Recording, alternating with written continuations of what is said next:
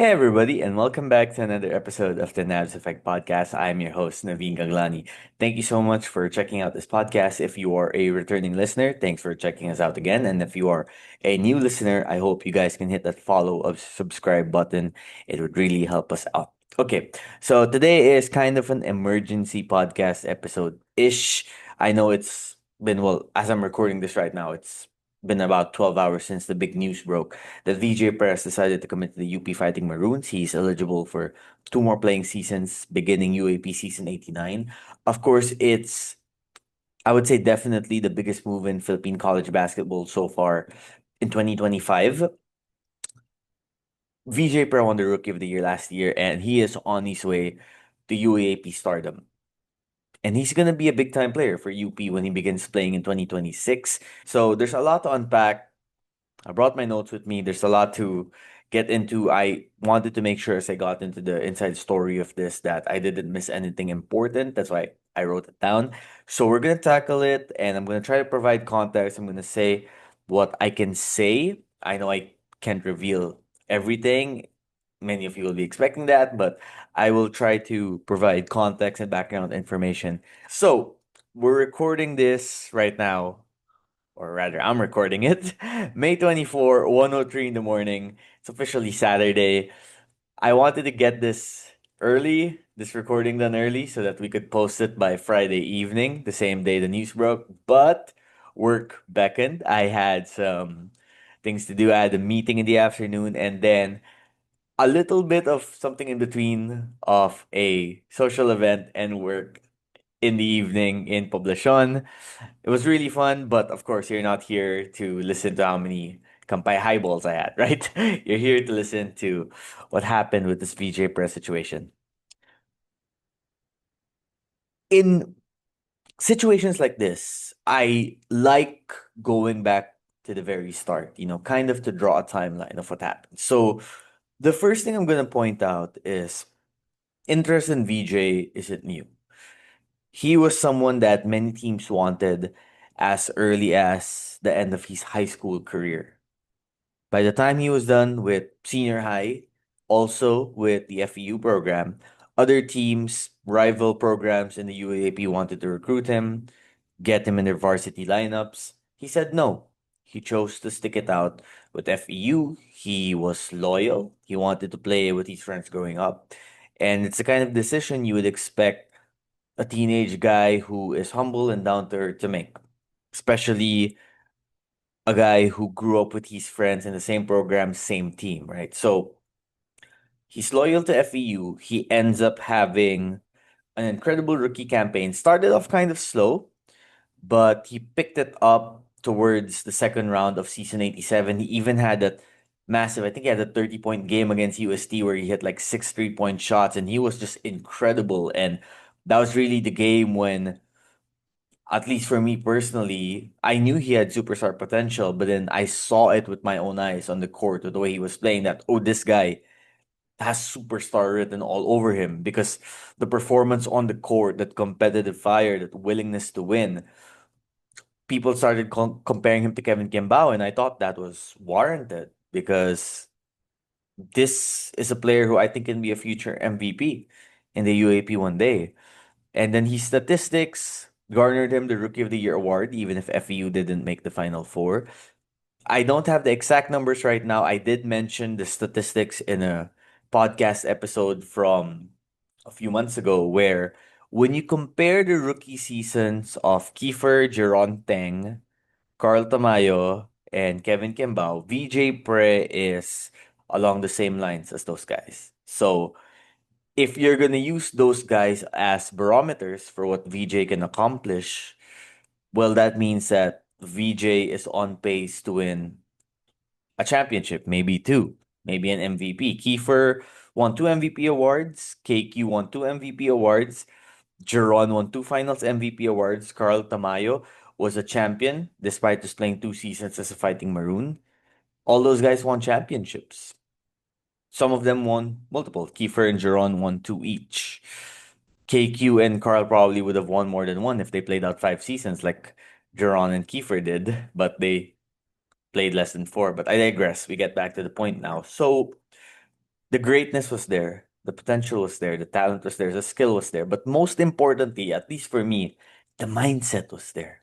The mindset was there. And by mindset, I meant VJ clearly was someone who just wanted to work. He didn't care about the social media praise, the clout, the fame that came with being a college basketball superstar, or at least someone who was on his way to being a superstar. He just wanted the ball, and he wanted the ball with his friends. He wanted to do it with FEU. It's on the record. I remember following VJ and FEU's final game of the season against UP at Phil Oil Arena. I got to have an exclusive interview with him outside the FEU locker room. And I asked this question specifically in mind because I knew that the rumors were already beginning to swirl that other teams would recruit VJ and try to get him to transfer to the respective schools. This was the quote that VJ gave. I asked him that I asked him, does he want to stay with FEU? He said, sobrang 100% yan kasi may goal kami nila John Ray, Jedrick, his high school teammates, na from high school gusto namin mag-champion sa college. Hindi namin kakalimutan yun kasi sobrang thankful kami sa FEU na dito kami naglalaro. He was committed to FEU. So, what happened after that? Now, I first started wondering if VJ would actually transfer. This was about a week after the PBA finals where TNT beat Ginebra in 7 games. I remember I was at an Arena Plus event where Arena Plus was announcing RJ Abarrientos, Justin Brownlee as their new brand ambassadors along with Scotty Thompson. And I got a message from a friend of mine. Ironically, a friend of mine who sent me a message is someone who is a common guest of this podcast, Nico. Nico sent me a screenshot of something VJ tweeted, which was ominous. It said, family decision. I don't know the exact tweet right now because the tweet had been deleted shortly after it was posted. Actually, when I went to check the tweet after Nico sent me a screenshot, it had already been deleted. So Nico, who like myself is a passionate college basketball fan and someone who keeps his eye out for transfer news and whatnot, said, "Is this a sign of, or rather, ask, is this a sign of things to come?" So I leave the event for a little bit. I did go back, but then I made some calls. First, I reached out to people from FEU. Program Director Denok Miranda and Coach Sean Chambers said VJ is still with FEU. So at first I thought, okay, then maybe this was something else. Then I called someone not from FEU who I know is close to VJ and asked, is there something behind this? Is something going on? And what he said was, yes, basically. I'm not gonna say the exact words that he said, but what he said, and I trust this guy, I've trusted this guy for a long time since I've started reporting. He said there's something into it. Of course, like I said, FEU denied it. Now, I said, all right, maybe something's not happening now. Maybe something will happen later on. Maybe something will be happening later on. So just kept that in the back burner, just in case. Keep checking up on things. So while I was reaching out to friends and people that I know in the industry, one thing that I learned was, okay, Kevin Kimbao, who, like I said, was, someone who people thought VJ could become, started to take more of a mentorship role towards VJ, particularly with his skills development, his nutrition, and his fitness. So because of that, what was happening with that regard, people were wondering, oh, maybe what will VJ go to LaSalle? But that was just, random questions. And then time went by some more, weeks went by, and then you saw it more in online forums or you heard it from common friends. At least, I would get tips. VJ's leaving, but nothing was confirmed. So after doing some research, reaching out to some friends, people I trusted, they basically confirmed to me that there's a back and forth going on where VJ's family wanted him to leave FEU in part because they knew there were going to be other opportunities for him. And VJ himself did not want to leave FEU. VJ wanted to stay at FEU. So at first, the family told VJ, Pag ready ka na, magpaalam ka na sa FEU. Tell them that you're going to go na. Why the family wanted to do that, I know there's been a lot of speculation. A lot of people message me or ask me all the time, what offer did they get by? Like today, after I announced the VJ news, magkano kinuha? Magkano binigay ng UP? Magkano nakuha? I don't know. And that's the truth. Unless the information when it comes to packages and money is voluntarily given to me or shared to me, I don't ask it. That's just the truth. I don't. You know why? It goes back to how my parents brought me up. My parents brought me up with the mindset and the thinking of, son, if it's not your money, it's none of your goddamn business. And I've tried to live that to heart that if it's not my money, if it's someone else's money, it's not my business. But there are times when the information is shared to me naturally when conversations happen. I don't ever reveal those figures unless I am told we want you to put that in the article or we want you to mention that. But yeah, in this case, I don't know. I don't know the exact packages. Well, okay, I don't know the packages from most teams except one, which was shared to me voluntarily, but I'm not going to report that. Anyway, more on the teams later on. Back to the back and forth. So many times, VJ was told by his family, sige, magpaalam ka na. That's what I was said. That's what I was told. Magpaalam ka na, tell him you're leaving na. But VJ couldn't do it because his heart was with FEU. He was loyal to FEU. He even played in the 3x3 tournament. And at that point, there were some news bits coming out about how VJ was staying with FEU, how he was loyal to FEU.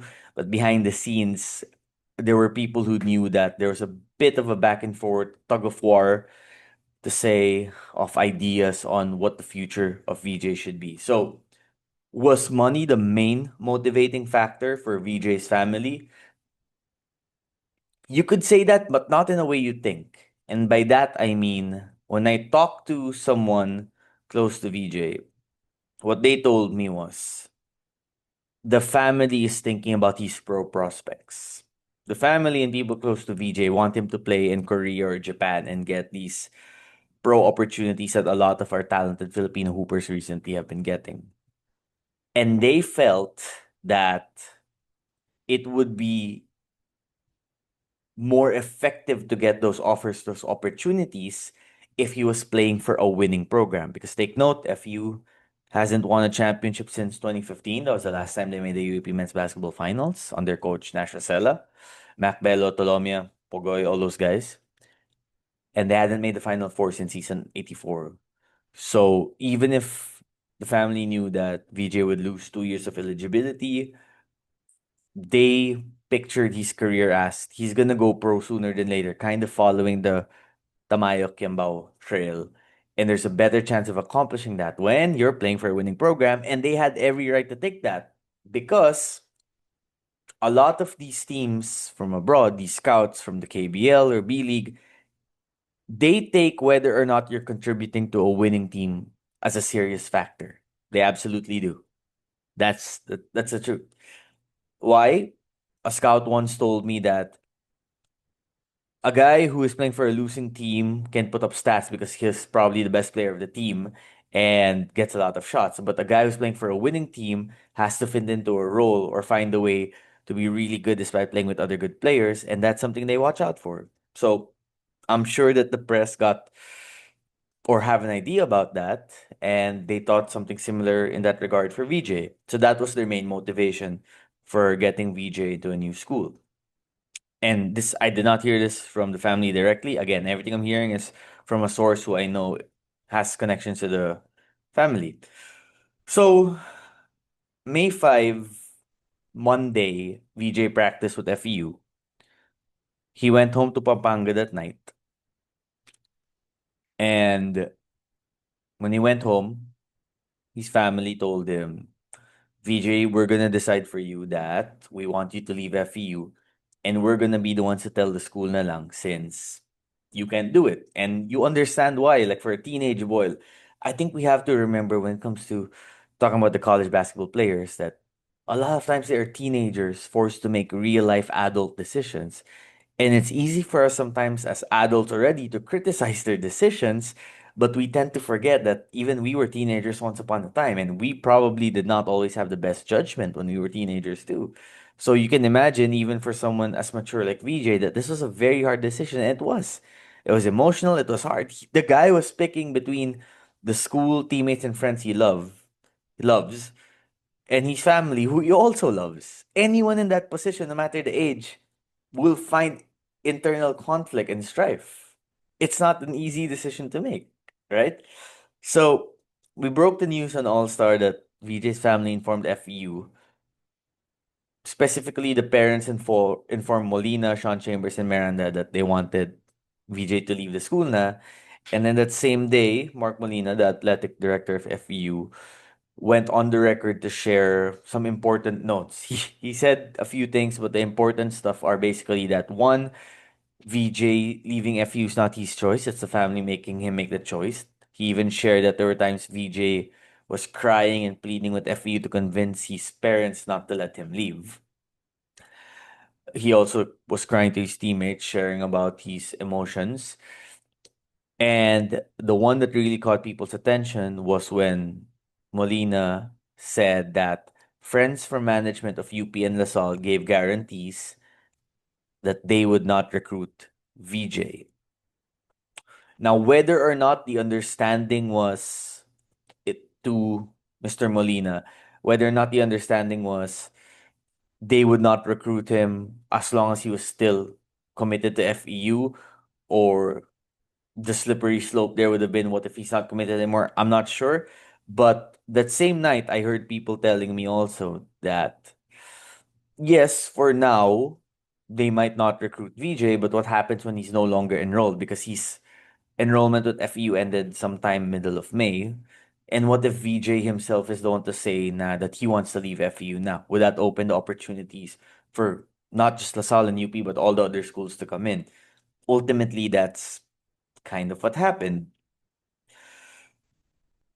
One more thing I was told at the time too was the parents promised VJ that if they were gonna make him leave FEU, then at the very least, the decision of where he would go next would be up to him. So the decision, which ultimately became going to UP, was VJ's decision. That was what his family told him.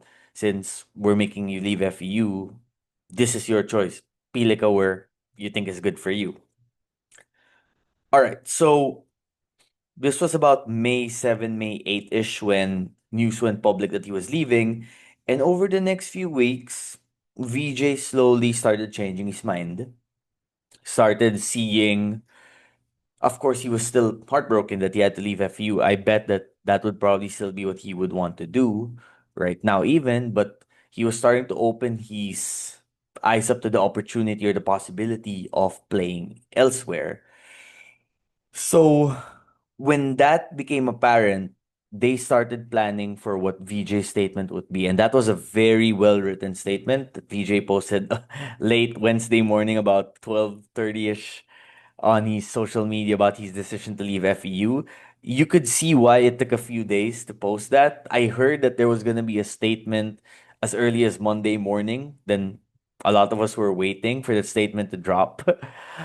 Ironically, it was the same day that the statement of Porter was supposed to drop as well. That was delayed a day, and then VJ's came after that. And it was really well written. And you could see he really put thought and practice and time into it, and he got some good guidance. So that was well done. But even before that statement was posted, he had already reached out to Coach Sean and Mark, from what I was told, and informed them that he himself has decided that he will leave FEU. And give all the credit to FEU, they came out with a statement applauding, well, not applauding, but wishing VJ the best and telling him to be brave. So professionalism from the FEU program, which is not a surprise. Good job to them for doing that. But while this was happening, while VJ was changing his mind, this was when the schools come in. So, first school that met with them was NU, followed by Mapua,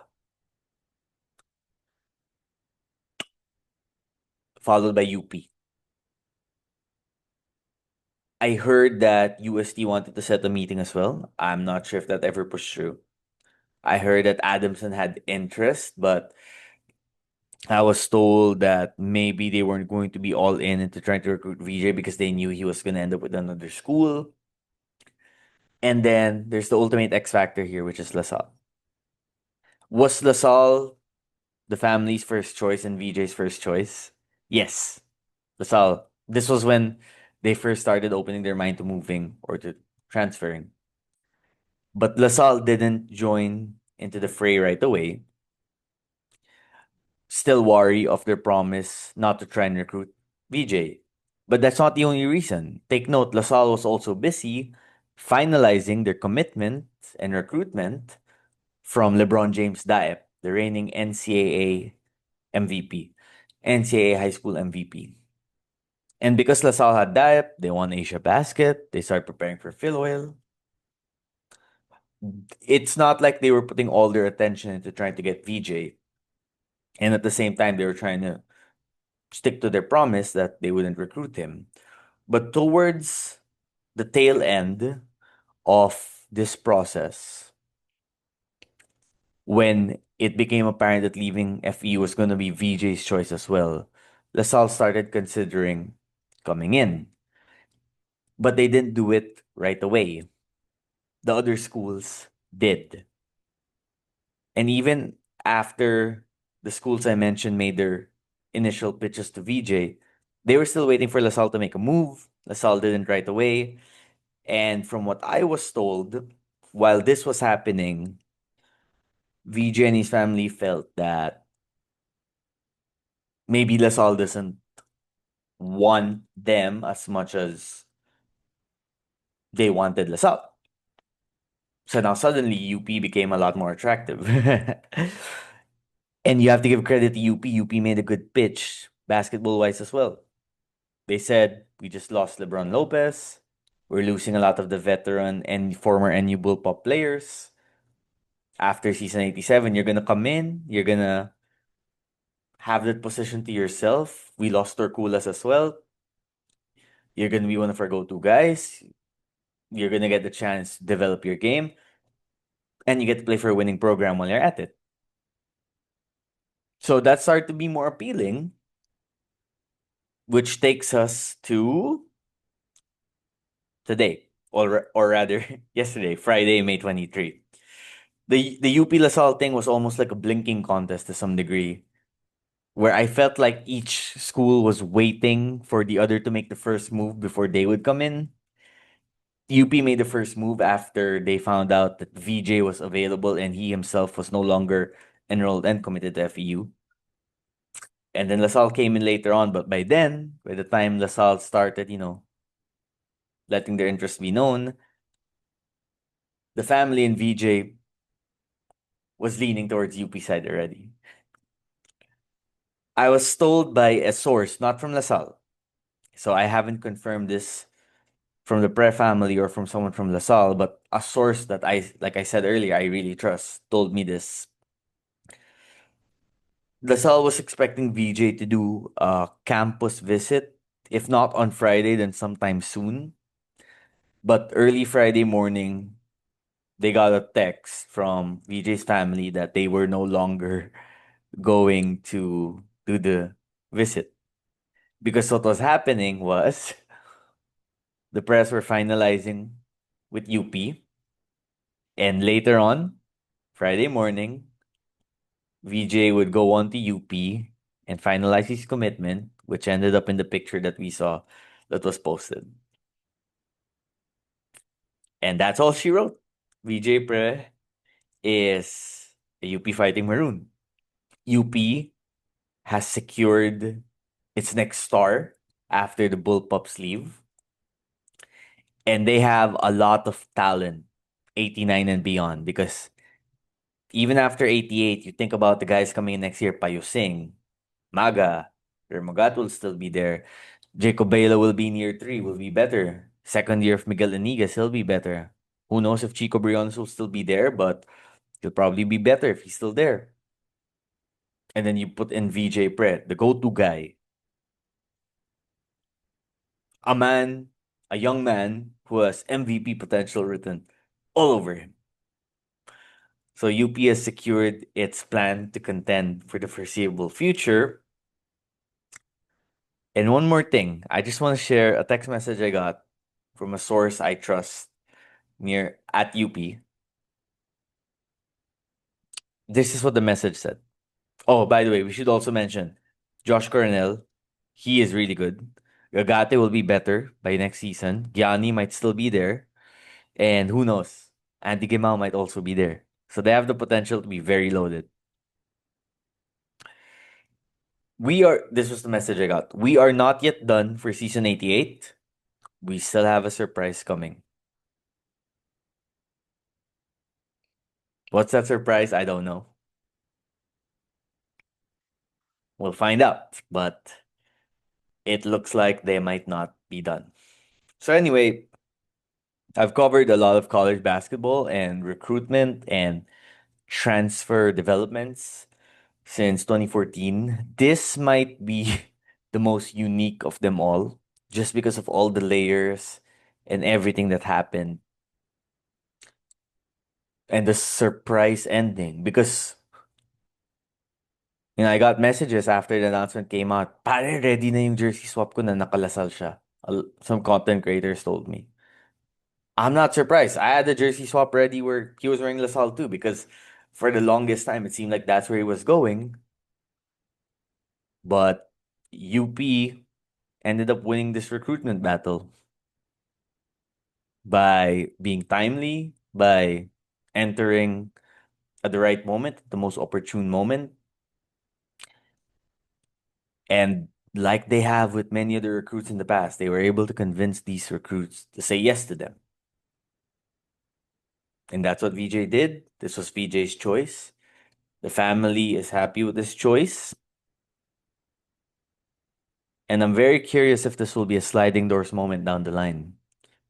If this LaSalle UP rivalry continues in the finals, not just in season 88, but maybe beyond, and Veejay Pre in a UP uniform, helping determine whether or not UP wins the finals in the future or not against LaSalle or maybe against any other team, it will be natural for the diehard UAP fans to look back and wonder, huh, what if that played out another way?